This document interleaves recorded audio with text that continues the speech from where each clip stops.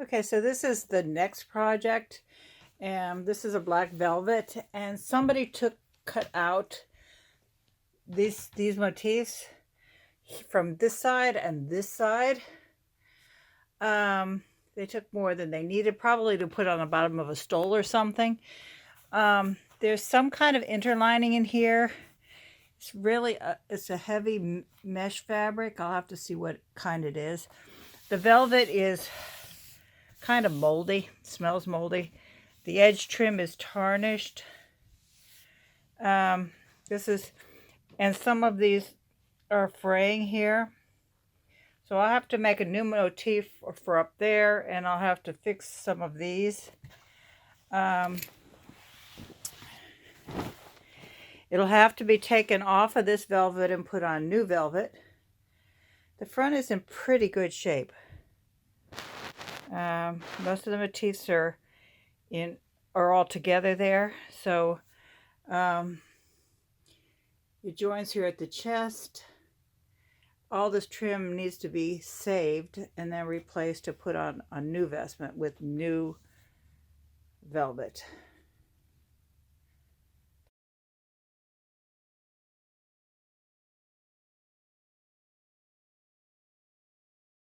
So I want to show how this is constructed. I started to cut it out here, but I really need, I wanted to show you what the back looks like before I get it all cut out. This is the front. It's been taken off the lining, and I'll show you that too. This is what the back looks like. Now, this is not a trim. This is actually two pieces of trim. This is metallic soutache braid, kind of like the one I did on the last vestment, but this is metal, and it's thicker. And each of these is kind of like a little sequin, but not. It's got a little, actually it's kind of like a sequin with a piece of metal sewn around it, what they call French wire sewn around it. So this is, they made this look like trim on the galloon on the end, but it's really trim and trim on the velvet, sewn directly on the velvet, with these spaced out between them. Now the back, how they did that, they basted, you can see the basting stitches here along the edge, this piece of cotton, could be linen. It's very densely, is very coarsely woven, and they basted this down to stabilize the velvet on the back, and then everything was worked from the front going through this. So now the velvet won't stretch so much on the front. Excuse me, they won't stretch much on the front, but all of these motifs and embroidery are sewn through and made on the back. So this is that cross on the front. It's kind of metal that covers like a cardboard. It's wrapped around cardboard, and onto this fabric that is the background fabric. And you see the fabric is separate. And then that's sewn down here on the back, and the wide trim is put around the circle edge of it. This is sewn around the edge to make that motif. Now mine's going to have to be a little bit different than that. I'm going to be doing the embroidery directly on a fabric, and since I don't have this fabric, I'm going to have to kind of make this fabric. This is silver metallic thread on looks like a white or cream colored background, and the cross is this metal wire. So I'm going to have to take a white or cream colored fabric and make this silver texture go across, and then on top of that sew the gold and put this make a border for it, because none of these things are available now. You have to do it yourself. So you can see that how they made that. They made this edging with by using different kinds of French wire, but I'm going to have to do it a little bit differently. So that's how this was put together. And then, so I'm cutting this off, and because it's on this kind of backing, it is cutting off very easily, and it's keeping it as one piece. It's not falling apart on me. And so I'll be able to put this down directly onto the new velvet without, and just sew it down like I would a regular cross or column.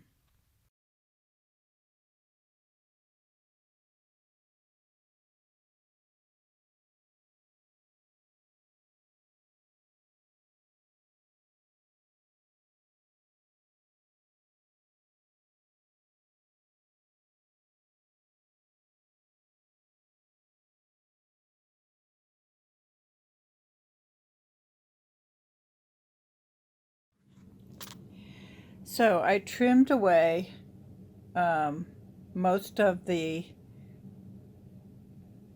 extra fabric. And these areas in here I have to cut in a little closer, and then I'll probably use um, fire to burn away any excess that sticks out. They'll have to be glued down and then sewed. But this is the part this is where they cut in through the edge to get to this motif in the middle. Um, so I'm going to have to put these sections back together. But and then my motif is going to go here, but you have these parts here, and they're not going to line up right with the new motif. So I need to cut them out and then reattach them, because the motif is going to go directly on the velvet. I'm going to reattach these on the new velvet. So I'm going to cut out this whole section from this area here on the inside. The rest, this velvet here, I'm going to leave. But anything that sticks out here in this section, because that's where the motif has to go, and it has to go on the new velvet. And so I have to cut off any of these extraneous pieces and then put them back afterwards.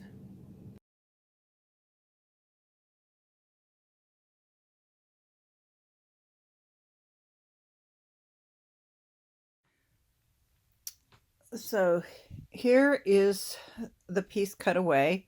I've cut out the whole inside. These are those pieces.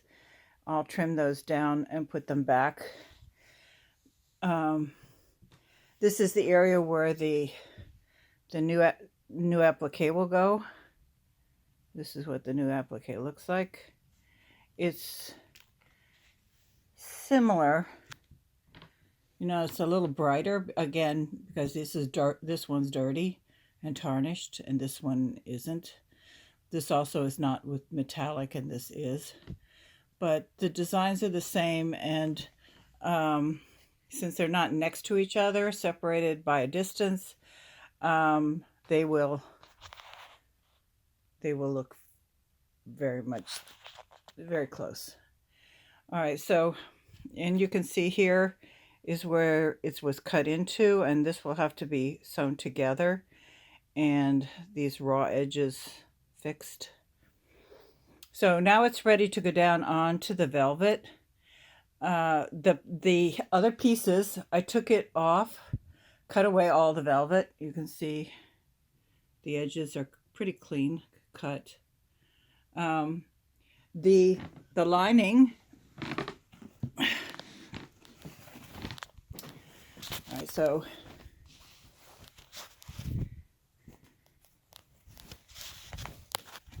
here's the lining. The lining, this trim, again, along the same lines as we do them, but we do sew on both sides. This was sewn directly to the lining on one side, and then it was sewn to the fabric on the other, so there were no stitches in the back. Well, that's nice.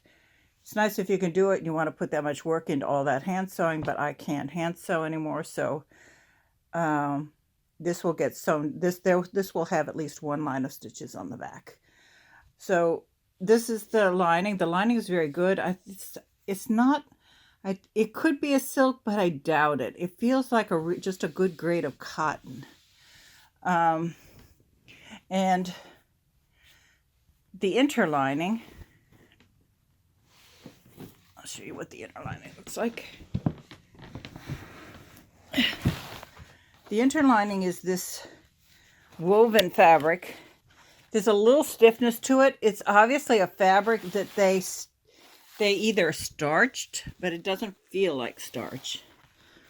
It could be starch. It does give off a, when I opened it up, there was some debris as in powder in the inside, but from this, especially in areas where it was had to be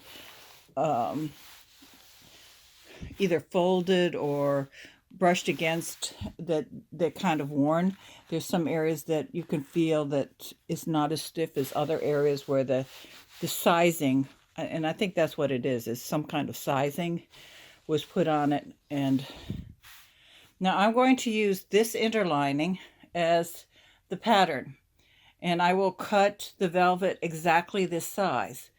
And then I will treat this and the velvet as one piece. And then, so if doing that, it should fit in exactly inside the old lining, because this fit exactly inside the old lining. You can see where it was at the edges where it was sewn.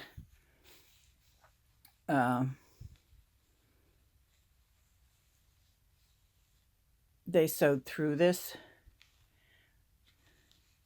to baste it in place, and then the trim was put on afterwards. All right, so it's all taken apart. Now I just have to put it all back together again. This is the neck area. There were some places where the soutache has frayed a little, but I think we can still work with that. The other side,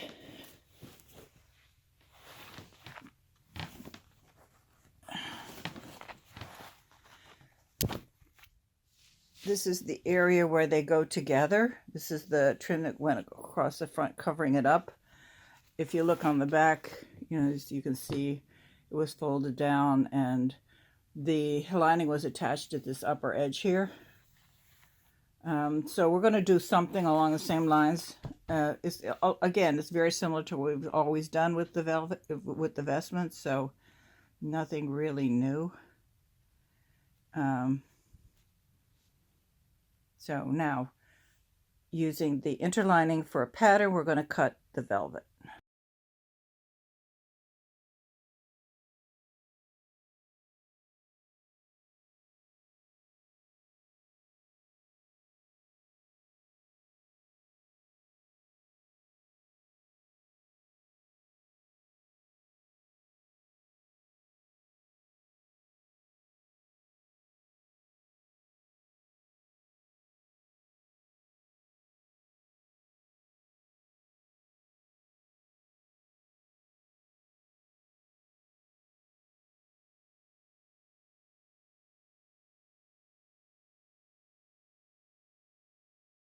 So using the interlining, as a pattern, I have cut out the vestment piece. This is for the front.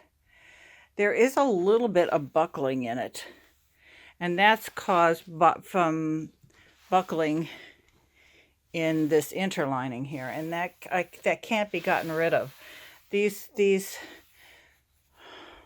creases are pretty much permanent.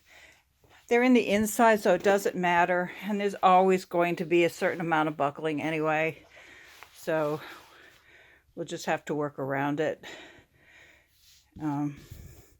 So the next thing to do with this, and I would finish this before I cut the back piece.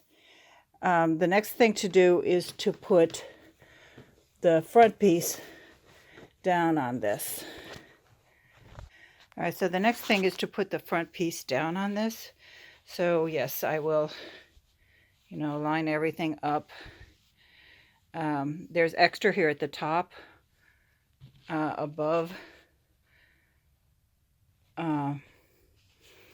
So, and I will not put this down, but I can affix the sides and the bottom of this. And then once that's done, attach the lining to it, and then do the same thing with the front, with the back.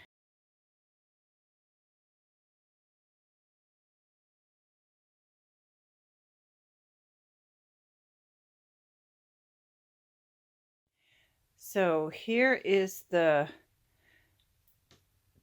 embroidery put back on the new velvet with the new appliques. No, it's a little bit lighter than the older ones, but not noticeably wider. And I could, as I call it, dirty it up, but it's not necessary.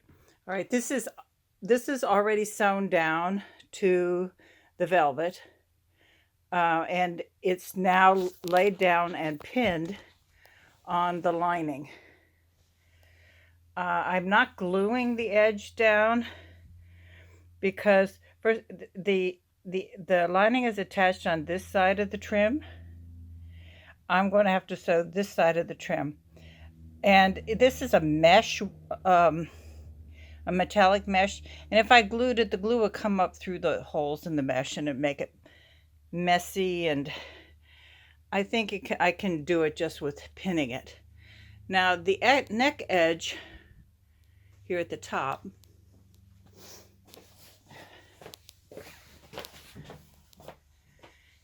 this had to be done. The lining is folded to the inside, and the velvet, it goes over. This is several layers here. There's the layer of velvet, then there's this applique embroidery, and then underneath is the layer of lining. Now the lining comes over, and underneath this, it wraps over this velvet, but it lays underneath this trim. So when I sew this trim down, it will close all the layers and I'll have a good finished edge here. That's actually the way it was. I'm just putting it back the way it originally was put together. And then when I have this sewn and the front sewn, I will then attach this to the front. And